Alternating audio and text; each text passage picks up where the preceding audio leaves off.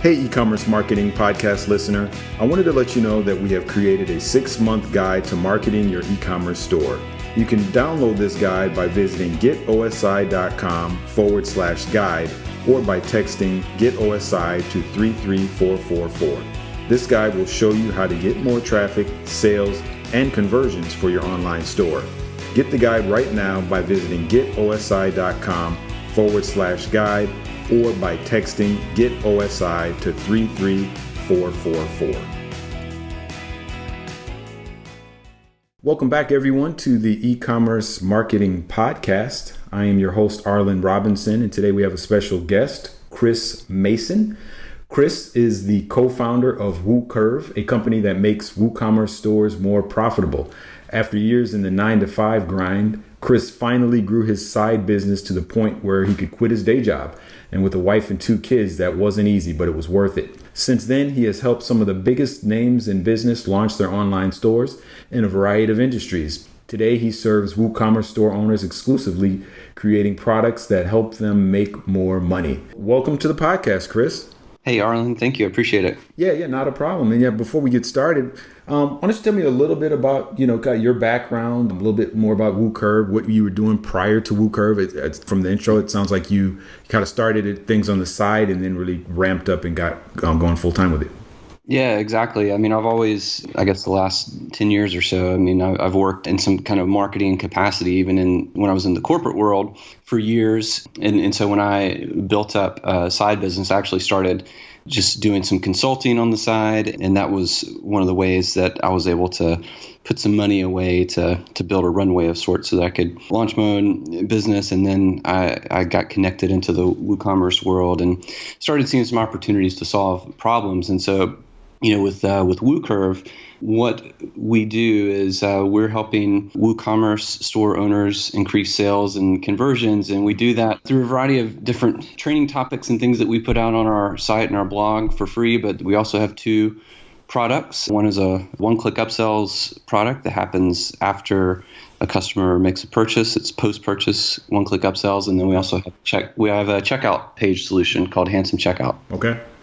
Yeah, that all sounds great. So yeah, it sounds like, with what you did prior to WooCommerce and working with WooCurve, it sounds like, you really understand the power of upselling. And I guess that's kind of where your focus is. Yeah, it's very interesting that you mentioned upselling as a company. Our company here, OSI Affiliate Software, we just recently kind of got into it. We've only prior to, I guess you could say this year, we did a little bit of it, but we were never that aggressive with the upselling. And, these days, I think we probably waited a little late to kind of get into it. But as you already know and can testify, just about every company does it, upselling. And so we look back, and I remember in the early days of GoDaddy, they were very big in the upselling. They still are today. If have you registered a domain from GoDaddy recently? And so they're pretty aggressive with it. They think they used to be a little bit more aggressive with it, offering a lot of different add-on upsell tools when you ordered a domain name.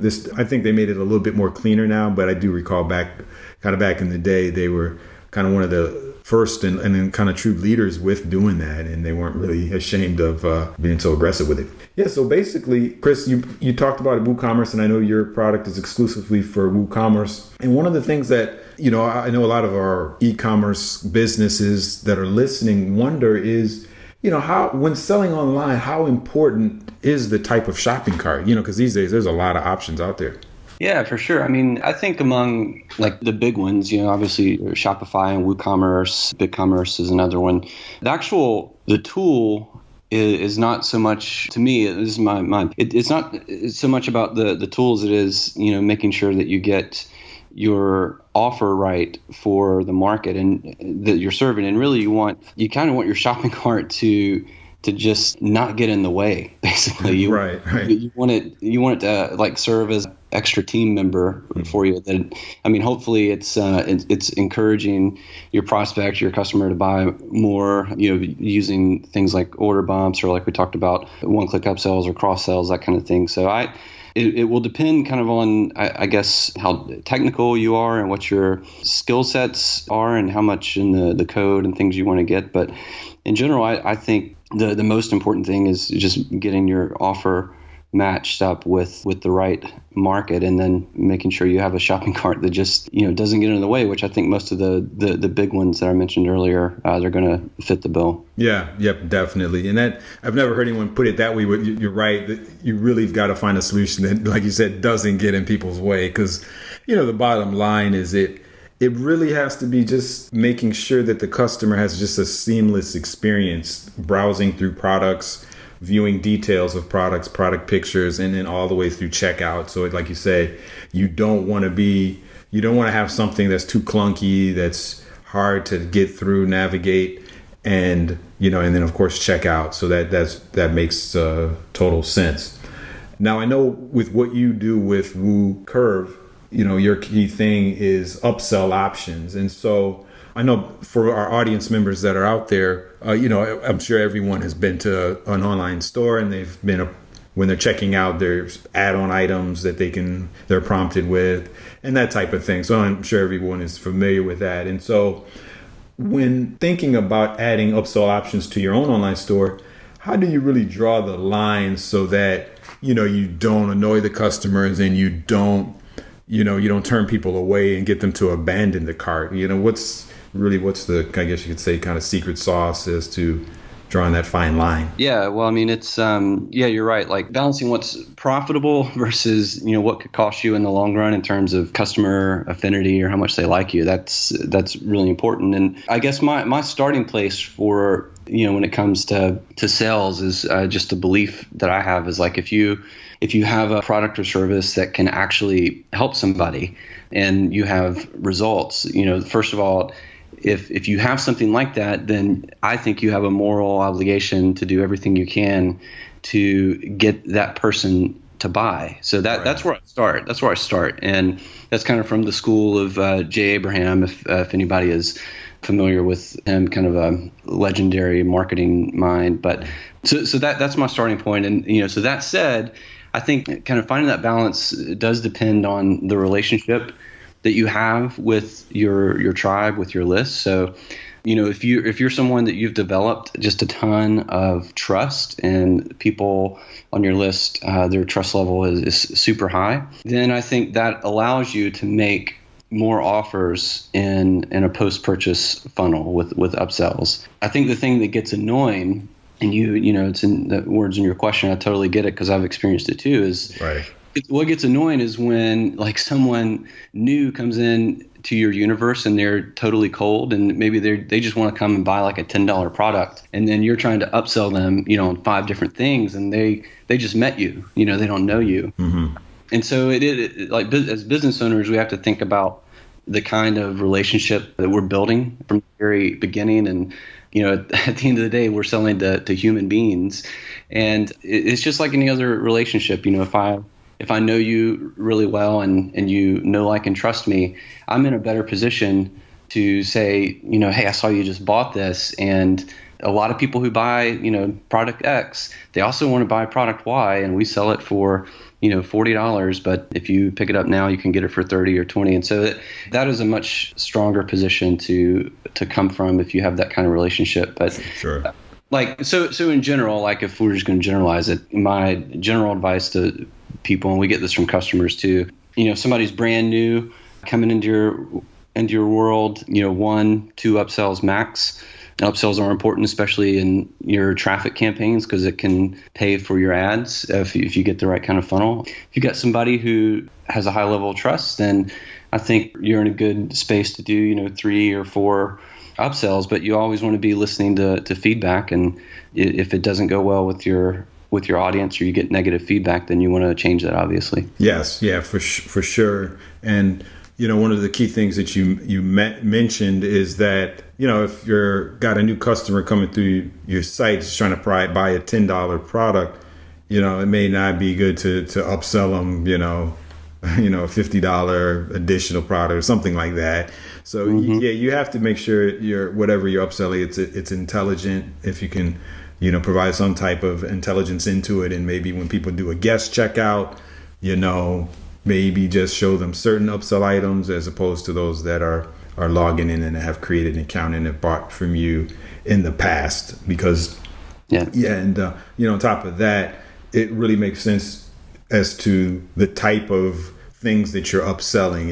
Are they related? Does it make sense? Would the person that's purchasing any of your products really be interested? So you really have to understand your customer and make sure you've got a pretty solid and up to date typical customer profile in mind anytime you make updates and changes to your site and your shopping cart.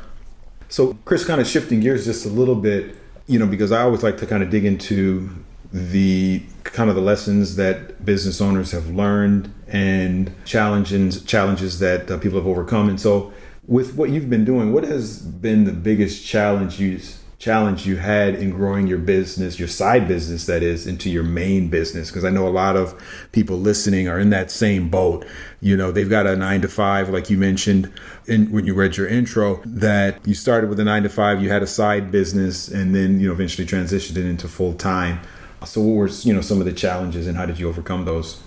Yeah, I mean, with that, anybody who has like a regular day job, it can relate to just the time challenge. Right. And, you've got your responsibilities at your day job, and you're trying to build this other business that may or may not work. And I had tried to launch other products and things like that before that on the side that were just total flops. And that's a really hard thing to do, especially when your time is limited. And I think for me as a parent, I've got 2 kids and a wife, and just kind of different responsibilities from somebody in there just fresh out of college, and they can bootstrap it and live off ramen noodles, and Right.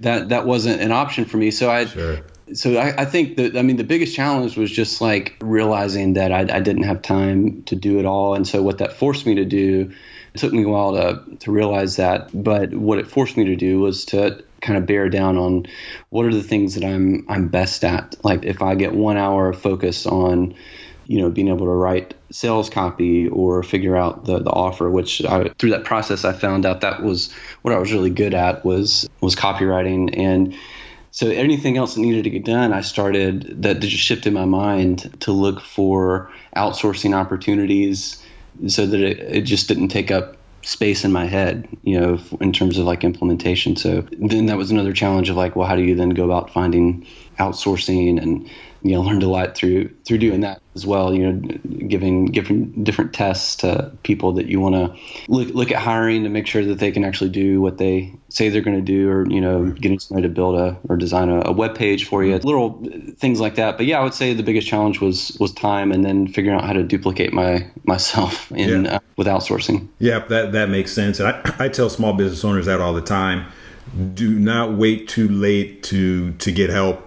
And these days, there's really kind of no excuse these days with the amount of outsourcing opportunities and platforms that are out there, from the sites like Upwork, there's Guru, there's Freelancer. I could go on and on naming these freelancing types of sites where you have a whole marketplace of people from all over the world that can do literally anything from writing copy to writing product descriptions for you, to doing graphic design and, web design, the list goes on. And for, at the beginning, it's very key because you can really get work done via outsourcing at affordable prices. So yeah, definitely don't discount that early on in getting that help, because it's out there. You just have to, find the right people and try things. And, it can be trial or error, because I've talked to business owners that have gotten burned, going the freelancing route, but, it's a big world, there's a lot of others out there. So, if you get burned once, it doesn't necessarily mean you're going to get burned again.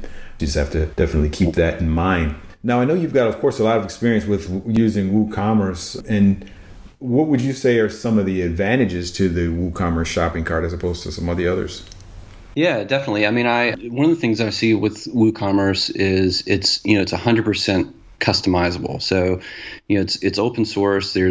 There's a huge community of developers, of course, but also just a huge community of marketers and, like every role in a business. Anybody who's using WooCommerce, there's just a fantastic community around the platform, which is really cool. So I think one of the big benefits, as I mentioned before is that you can make your store exactly how you want it. So I mean, your options are pretty much limitless with the amount of developers and different tools that are out there. So Right. yeah, you can really just create the kind of experience that you want. Nobody's going to take WooCommerce doesn't take a cut of your revenue.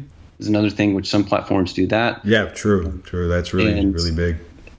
I think the other thing I've heard from our customer, because I mean we talk to our customers a lot, is just why do you like WooCommerce? And one of the things that comes up too is just they report back that one of the things with WooCommerce is it makes your store easier to find from an SEO standpoint, because they host it. It's not hosted on another platform, so they can optimize it from a SEO standpoint as well. And so that's one of the things that we hear back when we talk to our customers. Okay, great. Yeah, that makes sense. Yeah, I know with some of the other larger competitors, your options can be a little limited, especially if you're trying to do something that's not atypical. Maybe you're trying to do something where it requires some different type of coding or feature that is not standard in some of the bigger shopping carts, where you definitely have that flexibility in WooCommerce. So yeah, that totally makes sense. Yeah, that's right. I mean, we have a lot of people. I mean, one of the big ones that we have is people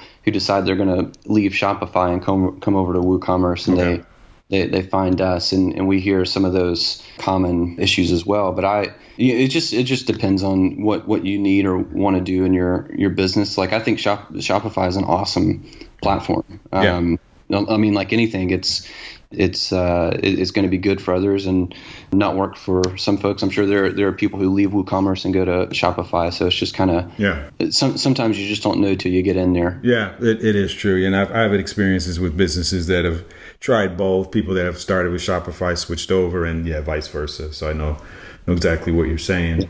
Now, as far as with your experiences that you've had dealing with e-commerce businesses, what tips have you used to help some of the larger brands grow that you think could be applied to startup e-commerce stores, people that are just launching things?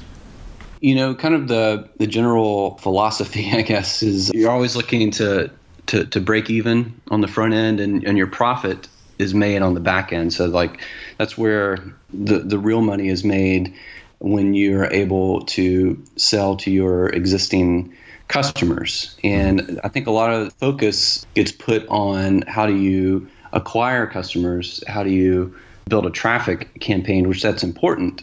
But in terms of like really growing your business, you're having to, on a traffic campaign, you're spending money, and hopefully you can dial it into where you're breaking even, but you don't actually make profit until you figure out how to sell to the people who've already come on board in some capacity. So, right. And then when you kind of dial it in inside that segment of customers, there are going to be those who are worth more than others. So, there's going to be a group, when you look at your numbers, like a group who's going to spend $100 with you, and that's it. And then there's a smaller group, and they'll do 500 over the lifetime. And then there's even a smaller group, they'll buy anything from you. If you release whatever, they're going to buy it. And so the traffic acquisition, super important, but in general, the profit and growth happens when you focus on the people who've already bought something from you. And I mean, that's actually why the one-click upsell is so awesome, because right when somebody makes a purchase, their order's gone through, that's the highest level of trust they're going to have. Somebody's just entered their credit card information and they trusted you enough to click buy. Yeah. They're feeling awesome. And so then you have this awesome opportunity to come in and make a really relevant one-time offer. Right. That's one of the reasons it just works so well. Yeah, for sure. And those are the type of customers that, if they've gone that extra step, then you really want to pay close attention to them. Maybe if you've got them in an email list, put them in a special list where you segment those customers. So, if down the road you have some other future products or add-ons, you could target those customers for sure, because they knew you knew that they took advantage of that initial upsell offer. So that makes total sense. And so, we always like to end up the podcast asking one final question. Chris, what is one thing an e-commerce business can do right now to help their business grow, get sales, and get traffic? The one thing would be to talk to your customers. So it would be identifying like who in the last 12 months has spent the most money with you, and then picking up the phone and calling them or sending them an email. And, even I have a mentor of mine. One of the things he used to do is he would find these people and he would send them just a free gift in the mail with a thank you note. And, the reason for this is because like the people who spent the most with you, like those are the people that you want to know intimately in terms of what makes them tick. And you want to find more people just like them. And once you know what books they read, where they go on vacation, like everything about them, that's going to change the way that's going to direct your focus in terms of how you target for traffic campaigns, how you write your sales copy, because you just keep refining, exactly who it is that you're going after. If that makes sense. Yes. Yeah. Totally. Yeah. It's something you're going to have to, as a business owner, refine over time, because, your customer segment and your customer profile, that can change over time. So it's not something that's static. So you want to definitely be mindful of that and make changes, as things go along. That's right. So great. It was definitely a pleasure speaking with you, Chris. I appreciate all of the tips that you gave. That's definitely going to help the e-commerce businesses that are listening. And before I let you go, if people want to get in touch with you, what is the best way for them to reach you? You can email me, chris@woocurve.com, and then our website is woocurve.com, and you can see what we're up to there. We've got a lot of training things, training videos and whatnot on our blog, but those are the two best places to connect. Okay, great. That sounds awesome, Chris. Well, thanks again. And we appreciate you joining us here on the e-commerce marketing podcast. Thanks again. Thank you. Thank you for listening to the e-commerce marketing podcast. To access e-commerce videos and other resources to help your business grow, please visit getosi.com/videos. Subscribe to us on iTunes by searching for e-commerce marketing podcast, and please leave a rating and a review. Thanks for listening. See you next time.